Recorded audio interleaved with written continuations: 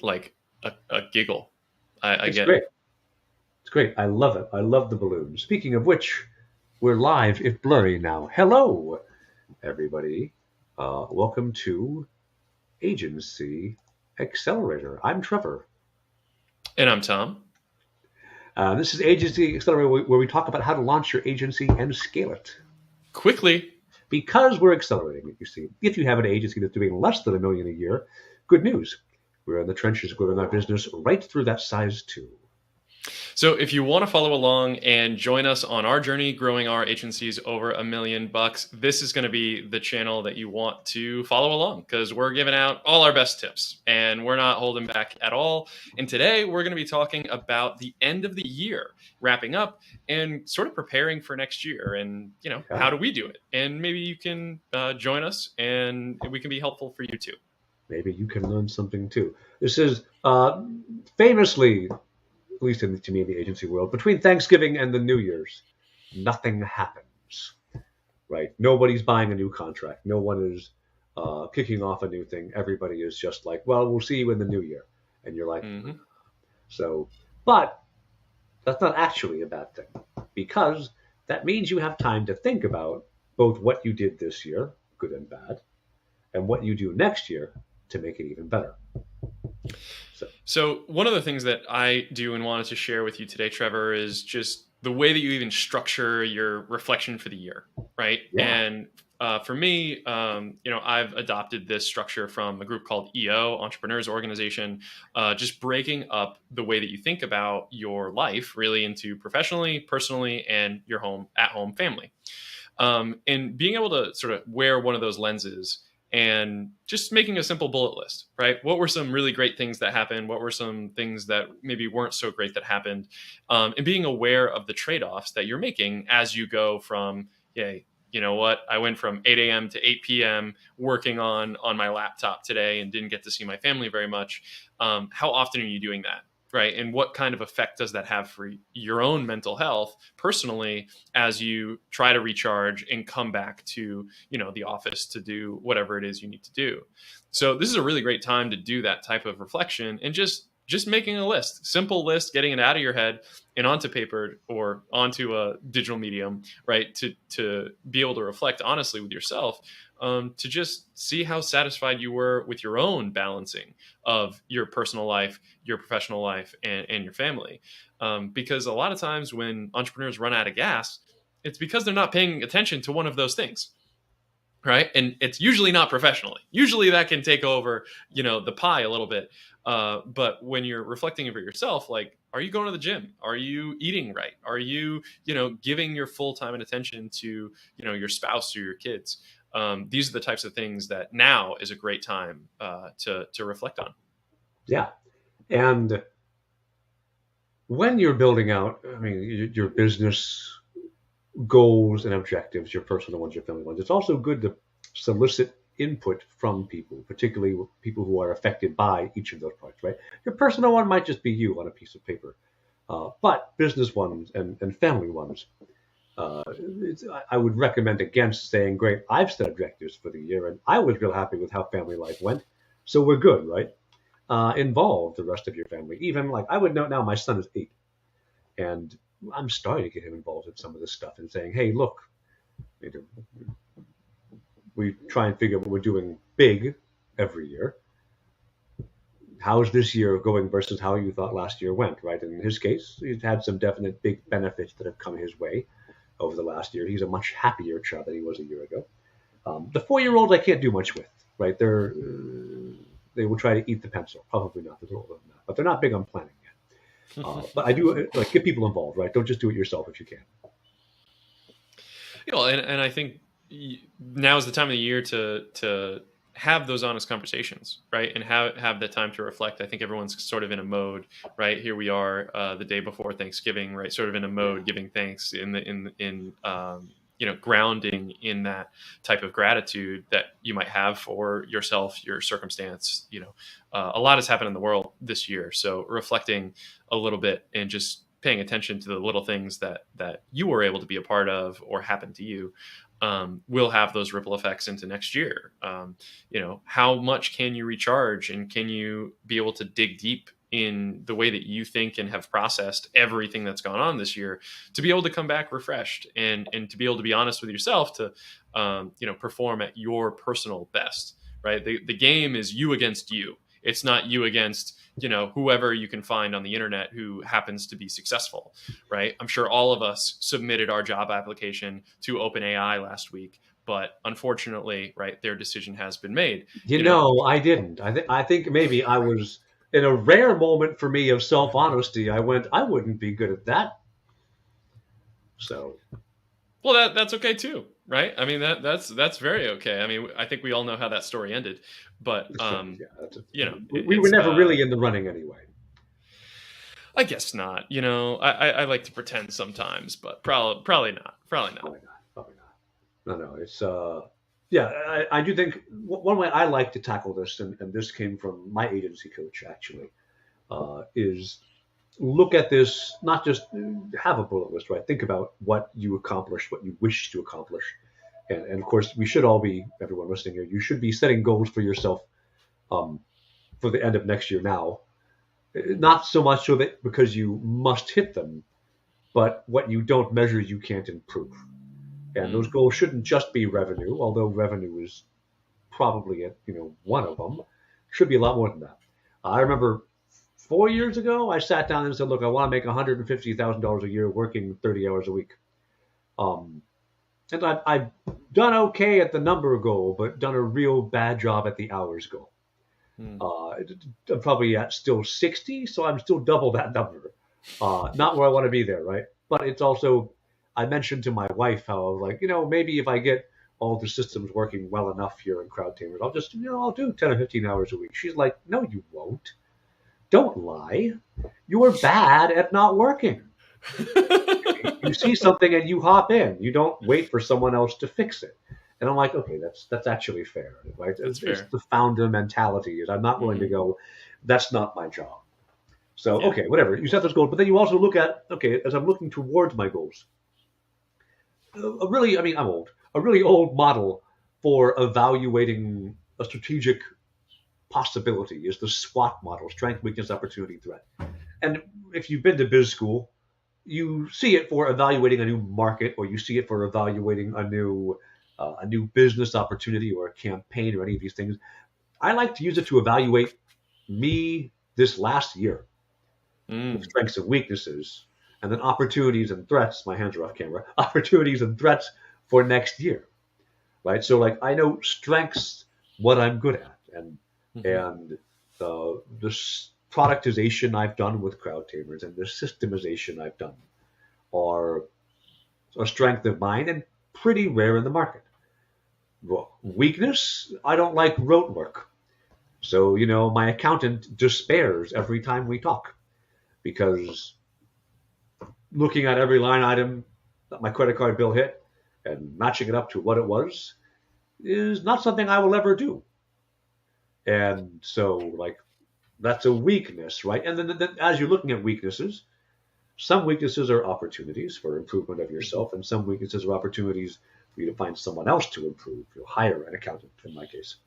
And then threats are, macroec might come screw you. Threats are, if you're bad with accounting and you don't hire a bookkeeper, tax fraud, and then jail, right? Like some things you don't address will bite you in the butt. So mapping all that out and thinking about, as I plan this year, look back at it, what are my strengths and weaknesses next year? What can I build on in advance? What threats do I have to make sure I fend off? Just for yourself and for your business can also be a really good way to give yourself a little distance from, you don't say, I'm a bad founder because I don't do my bookkeeping, right? Yeah, you would. It's just a necessary evil of being a founder, right? Is bookkeeping needs to get done. But you could either say, I'm a bad founder because I'm not doing this, or you can say, look, I'm weak at this. I have an opportunity to address it one way or the other. I think getting some distance from you saying, I am bad at this, or conversely, I'm the best founder in the world because I build good processes, whatever, right? Finding the right way to give a little distance to it allows you to be a little more objective as you're reflecting on it. Yep. Absolutely. And I think one of those, there's a couple different ways to take that conversation actually. So one of the major issues that we had last year, right around this time last year, was we were paying a little over $300 a month for HubSpot and all of the things that HubSpot can do, right? Like if you've never looked at HubSpot and you're running a startup right now, you probably don't want to look at it because it's just a money pit. Like it is a very expensive CRM, but considered the gold standard for a lot of organizations. But for our particular organization, it just wasn't a great fit. It took a lot of energy and upkeep to learn and to create systems inside of HubSpot. And this time last year, I put a ton of time in to actually creating our own CRM in Airtable because we have a ton of Airtable infrastructure. It was just going to be better for us. And that type of realism of like, hey, am I going to spend $4,000 a year on this piece of software that I don't really enjoy being in, that I need to shoehorn my systems in? Or should I start from scratch and collect every data point that I want to collect in a way that I can do it for at cost because I'm already paying for these systems? We did that. And over the last year, been able to see and collect all this information to help inform real decisions for next year. So even though you might have a little extra time this year, at the end of this year right now, one of the major things that you can start to think about is what are the systems that we have that will pay dividends in the future? And is there a couple really small improvements, really small data points to log or get out of your existing system that as you accumulate opportunities throughout the year, that will compile and you can then reflect and say, well, what did we actually do, in 2023? Because I actually have that number now, those numbers now. Whereas, last year you didn't quite have that. So it's this time of the year that's really great to sort of pay it forward for your time next year. Yeah, I agree. Despite me and my team having a whole host of HubSpot certifications, I don't use HubSpot in CrowdTamers. I use Notion as my CRM, which is also probably not the right tool for the job, but hey, it's the one I'm paying for.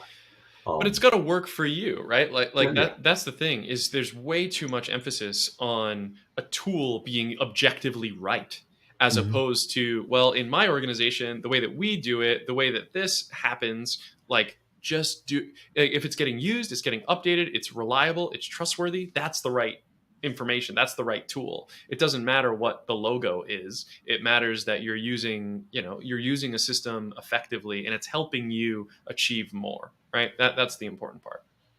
Yeah. And uh, because everything in our company is powered in Notion, there's a lot of data we can mine, not just CRM, right?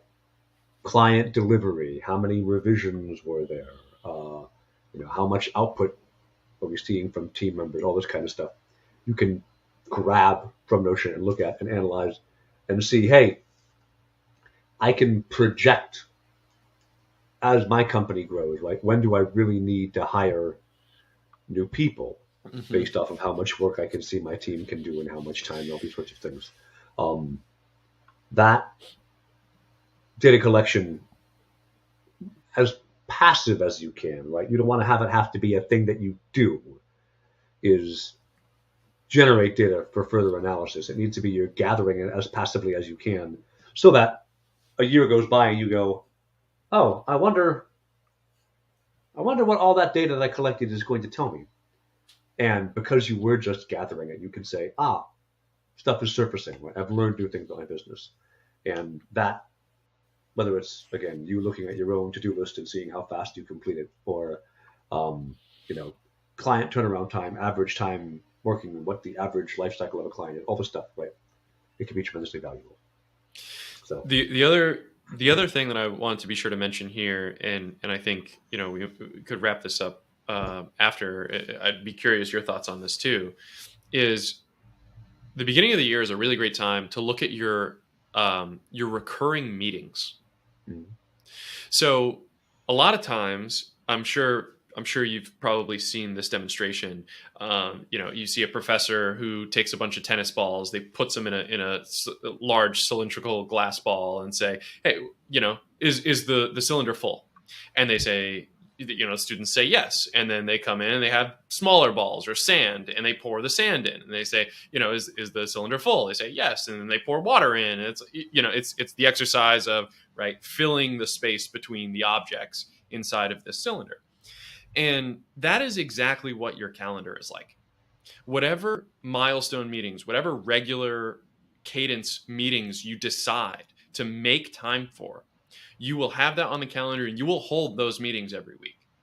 But if you don't have those recurring meetings and you don't make time for something that you really feel is important, like a marketing meeting, like an analytics meeting, like a stand-up, like a whatever, you just won't literally put the time in to be able to get whatever you're trying to get out.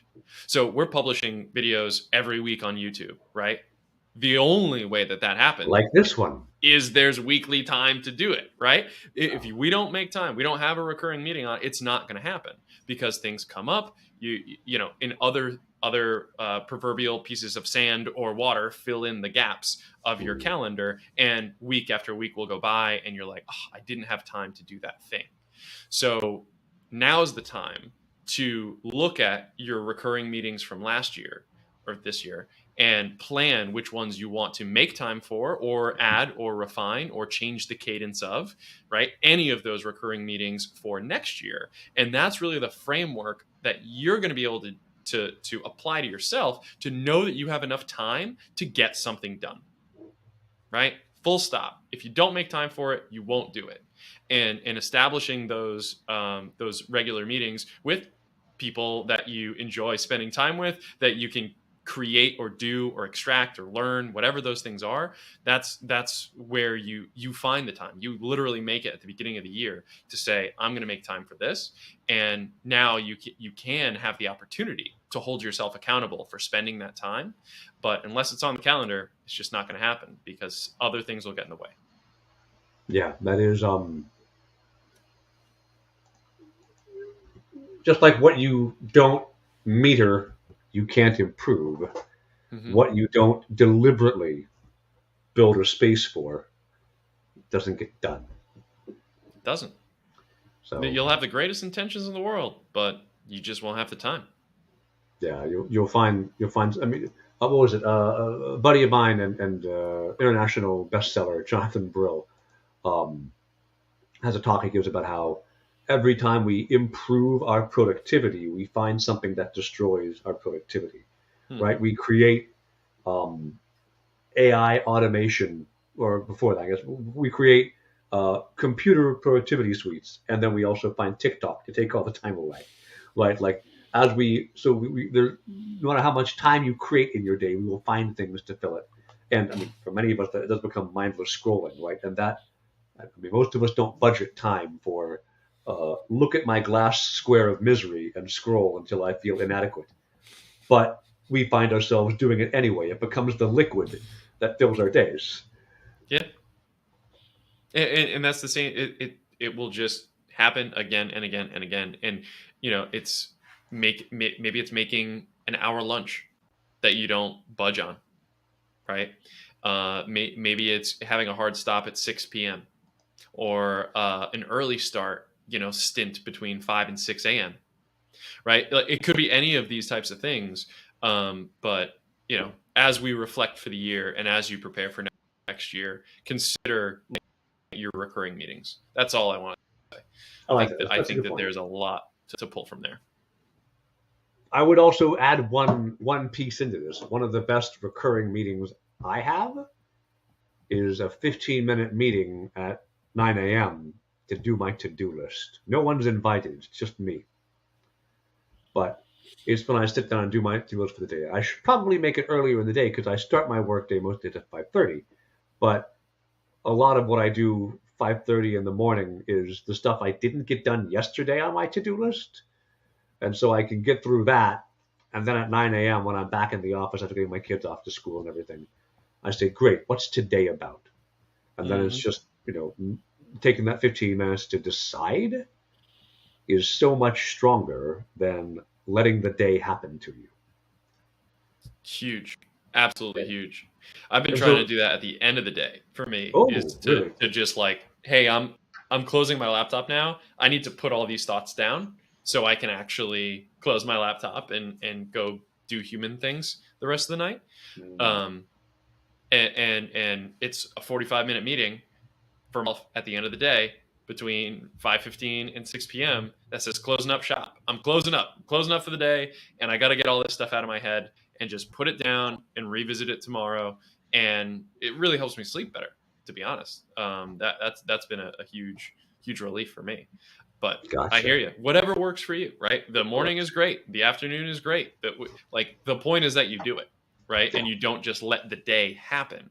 You actually design the way that you're going to approach the day with a little bit of intentionality, and that again and again and again adds up to, hey, look, I accomplished something this year, You've right? changed the thing. Yeah. Yeah. Yeah. So All right.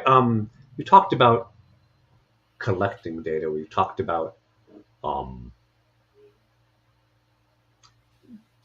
thinking of your present, your future, how to improve it. Um, One other thing I like to do is I like to set. I think on 5 different time horizons. I think about today. I think about this week. I think about this month. I think about this year. And then there's one that's like it's 5 years out. Right? It's a big long term thing. And you mhm. set that, and then you work your way backwards into today because you know where you want to be. And it doesn't have to be super firm, right? But it is something that you don't think you can achieve, and then you work back and figure out how to make it happen, and then you discover you can. Um, then in theory, every month, but I'm bad about it. Probably every quarter, in truth, I'm looking at this 5 year, right? Where I need to be, am I there? Um, but I think as you were thinking of your year, don't just think of the year, right? We only get 80 of these. I'm halfway through. You're not quite halfway through. I'm halfway through, right? That remaining 40-ish that I get, unless I step in front of a bus by mistake in a week, uh, thinking about that in not each individual chunk, but in I've got epics that I can control in them, is the other really powerful thing you can do, right? The way to eat an elephant is one bite at a time. Crowd Tamers wants to help 1,000 founders make $1 million a year. I've got about 4.5 more years before my timeline is up on that. I've only done 20 something so far. So Mm-hmm. elements of scale have to come in place. Go to market.courses, right? Like I'm starting to teach people this, not just have them pay me to do it. And doing it that way, where if you learn from me, I have empowered you to make that growth and do that thing.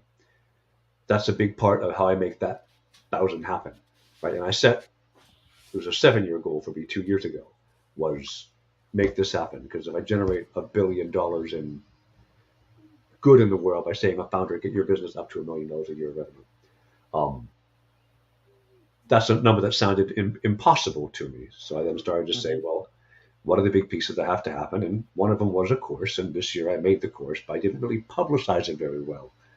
Next year, well, now it's time to actually go to market. As a go to market expert, I should probably be able to crack that.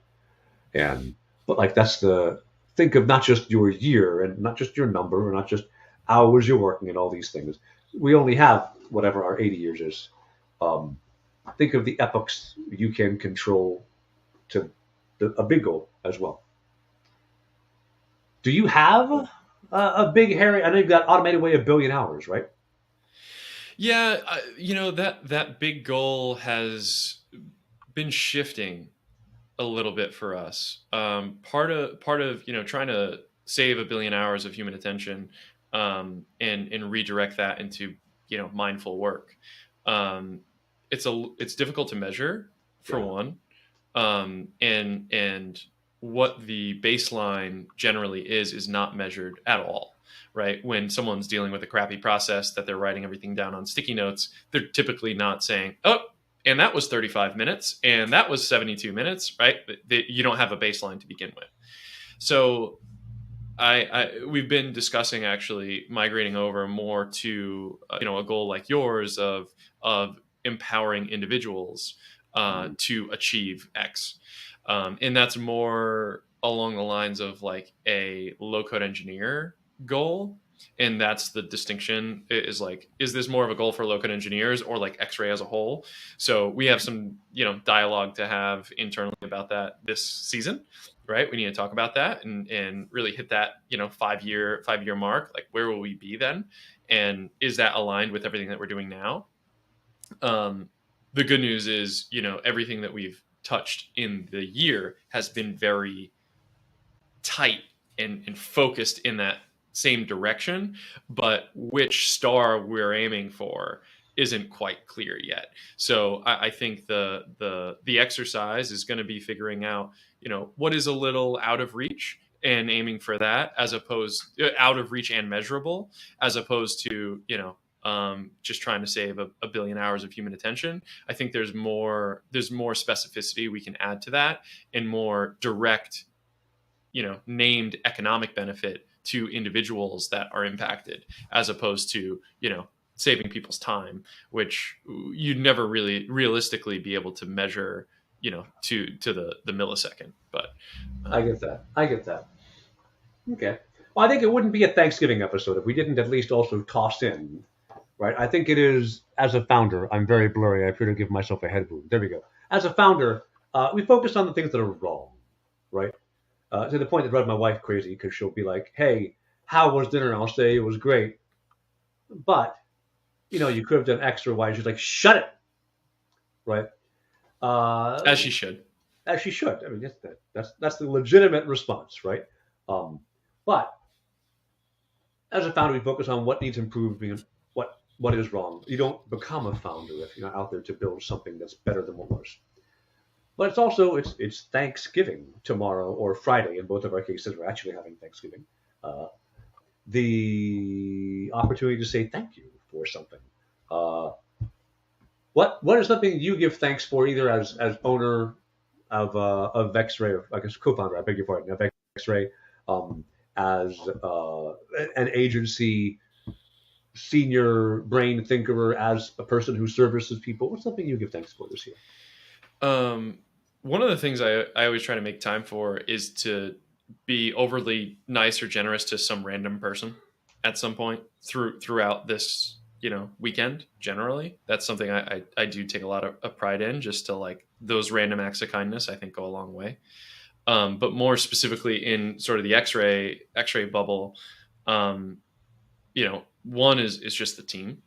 I mean, I think I couldn't have articulated to them what I needed them to do this year for everybody's safety and longevity and, like, stability. But they figured it out. And that's part of a startup team, right? Is they figure it out, they adapt to it. And I'm incredibly grateful for the amazing team that we have right now. And I think that's only going to get more exciting and grow in gratitude to share, as we see what next year really does. And I think it really comes down to also the relationships that you have with your customers. I mean, there's millions of options, right? Or thousands at the very least, to do something similar to a layman, to what you or I are doing. And somebody decided, you know what? You're the guy, right? And at the end of the day, it's a relationship. And somebody is deciding to give you an opportunity, and to recognize that and appreciate that, and recognize and say that to them, right? Like, hey, I appreciate the trust, the faith, the opportunity that you've been you have given me, in that dialogue.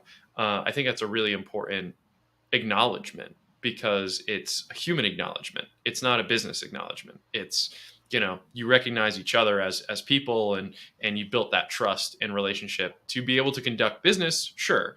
But, hopefully, as you go through your entrepreneurial journey, you'll have, repeat customers in different places, right? It's not about the first one. It's about the nth one. And being able to maintain a relationship with somebody in a meaningful way for the next time. whether or not this particular opportunity, business, contract, whatever got signed, that's very short-sighted. So recognizing that people are giving you an opportunity is a way of showing gratitude and putting one chip in that long-term bucket. Awesome. Yeah. I also think, of course, any founder, right? You have to thank your team that they are there. They believe in what you're building, right? Which is not a sensible thing. That's the size of either of our companies yet to believe in it. Right? Once you're 50 people, there's an inertia, right? Oh, it's a real thing. That many people have all agreed it is, so it must be true. When there's 4 people, right? This is a lunatic dream by a dude or a woman. I shouldn't be gender. A lunatic dream by a person, right? That you risk on it, you join, and that's always a leap of faith like that in the early days, in particular. I think is something to be profoundly thankful for. And then also, for me, I'm not a people person particularly. My sales coach is like, "Hey, Trevor, you need to be more empathetic on your sales calls." And I'm like, if my kids don't get empathy, my sales leads won't either. But this year for me, a lot of what success has looked like has come through partnerships. People who've said, "Hey, I know this guy with a mustache. You've got to talk to him. He's going to help you out with the problem you have." The last probably 6 of the last 10 clients of mine have come from somebody who made an intro, right? Which was not a year ago how business was growing for me. No. And that there are people out there who get what I do enough to want to share it around is also something I'm very grateful for. And that some of them are clients of mine who like, "Hey, what Trevor did worked for me. I want to pass the word around," right? That's huge. Those are things to be thankful for. And I think that any of us who are founders, we did something, we wanted to build a thing. And market goes up, market goes down, that we're able to persist and keep building our thing and living our life the way that we, in theory, kind of want it. If you're a founder and you don't like how your life is going, it's your fault, right? Like nobody else, your boss didn't do this to you, you did. So like to be thankful that we can make that happen, that we live in a time when this can be a thing, is also pretty incredible. Pretty incredible. Yeah. Like this moment in time that we happen to be in, it's amazing. Long timelines got us to having a computer-aided telepathy in this thing that we whatever this is. Yes. Pretty much a splash in the pan at the most. Yeah. But I hear you, Trevor. It's always a pleasure talking with you and Yes, grateful sir. for these conversations. I appreciate the exploration. It's such a blast. I mean, we get to do this, right? This is awesome. It is. It's awesome. Happy Thanksgiving, Tom. Happy Thanksgiving, everybody around the world who may be listening, whether it's Thanksgiving for you or not. Tom, I'll see you in 2 weeks. I will see you in 2 weeks. Bye. Bye-bye.